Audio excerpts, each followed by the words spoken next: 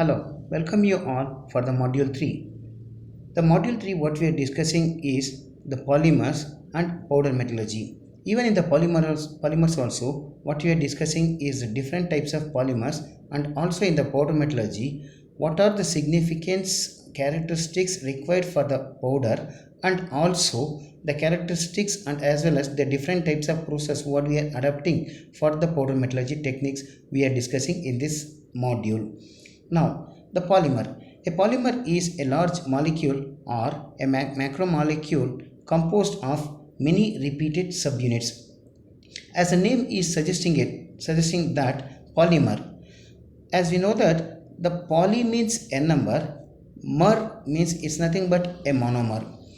A number of monomers are linked together forming a polymer. Now, the polymers are either it may be a synthetic, or it may be natural, or it may be semi-synthetic. Now, the next topic what we are discussing is the classification of the polymers. The classification is by the origin, or by structure, or by molecular force, or by polymerization, or by variety of monomers included or involved in the structure. Now, in this slide what we are discussing is the generalized cases of the polymer. Now, here as we know that the classification of the polymer is based on either origin or the thermal response or the mode of formation or a line of structure, or it may be how the atoms are arranged in the structure. In a simple way, it has been classified into origin wise as natural and as well as semi-synthetic and as well as synthetic. In the thermal based, there are two types. One is a thermoset polymers, the another one is a thermoplastic polymers. Now, mode of formation. Even in the mode of formation also, there are two things. One is with respect to the addition, the second one is with respect to the condensation. Now, the line of structure of arranging of atoms in the polymer is either it may be in the linear, or it may be branched, or it may be a cross-link.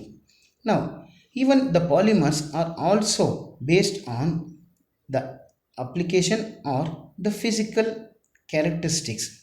Now, the properties like either rubber, plastic, or fibers. Now, tacticity, isotacticity, or syndiotactic, or atactic. Now, crystallinity, non-crystalline or semi-crystalline. Crystalline polarity, polar, non-polar chain, or hetero or homo chain. Now, in this slide, what we are discussing is the synthetic polymers. Synthetic polymers are the polymers which are made by the human by the use of the petrochemicals. Now, a wide variety of synthetic polymers are available in a variation of main chain as well as the side chains. The most common polymers what we are using is low density polyethylene or high density polyethylene, polypropylene, polyvinyl chloride, polystyrene, nylon, nylon 6, nylon 66, Teflon, and thermoplastic polyethylene. Now, the classification by origin. As we know that the classification of the polymer by origin, it has been classified into three types. The first one is a natural polymer, the second one is the synthetic polymer, the third one is the semi-synthetic polymer. The first classification, the natural polymers. Natural polymers are the polymers which are obtained from the plant origin or the animal origin, which are biologically degradable polymers, are also present, which are also called as biopolymers. Examples: rubbers, cellulose, proteins. They can be divided into polypeptides, sugars, and nucleic acids. Now, the synthetic polymers. Synthetic polymers are the polymers which are prepared by the humankind by using a petrochemicals in the laboratory, or it may be in the industries, which are having a major application in the industries. Examples: plastics and as well as the PVC. Now, the semi-synthetic polymers. Semi-synthetic polymers are the polymers which are derived from the natural sources and undergoes a further chemical or physical treatment before attaining for their usage or before using it to the industrial application. Examples rayon and terylene. Next, classification of the polymer based on the structure. As we know that the polymers are classified into three types based on the structure. First one is the linear, the second one is a branched chain, the other one is the cross-linked polymers, or it's also called as network polymers. The first one, the linear polymers are the polymers which are arranged in the form of a long straight chain. These chains are nothing but the monomers. The example for that is the PVC. Now, branched chain polymers are the polymers which are made of the branching of the linear chain of monomers. They have a low melting point and low density. Example is LDPE. The next one is the cross-linked polymers, or it's also called as the network polymers. These polymers are formed by bifunctional or trifunctional monomers with a strong covalent bond between the various linear polymer chains. These polymers are brittle. Example melamine. Now, the classification of the polymers based on the molecular force. This it has been classified into two types. The first one is a thermoplastic, the another one is a thermoset. Thermoplastic. The thermoplastic polymers are very soft on application of heat and thus can be molded into the desired shape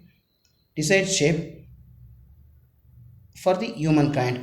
Example is polystyrene, polyethylene, polypropylene. Thermoset polymers. Thermoset polymers are also the polymers have their individual chains bonded covalently during the polymerization by the application of heat or by chemical treatment. They resist a subsequent mechanical deformation or heat softening or solvent attacks. Examples is fiberglass or melamine.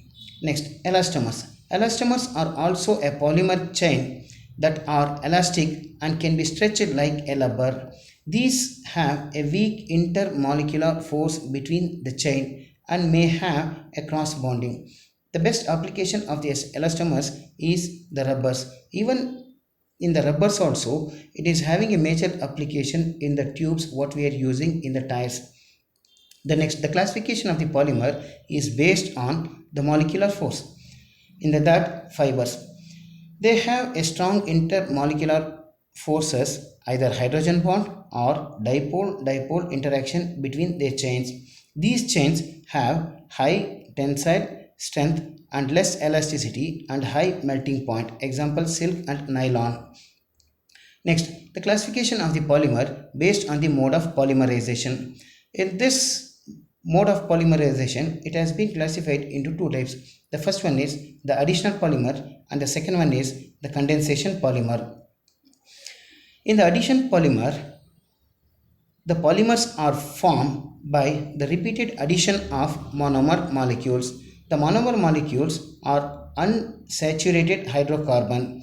They reach no elimination product in the reaction. Example, vinyl chloride or polyvinyl chloride. Next, condensation polymer. Condensation polymer are the polymer which are formed by the repeated condensation between the two different bifunctional or trifunctional monomer units along with the formation of elimination product, like either it may be a water or it may be a ammonia or it may be HCl. The examples of the condensation polymer are nylon 66 formed by condensation of hexamethylidene diamine and adipic acid.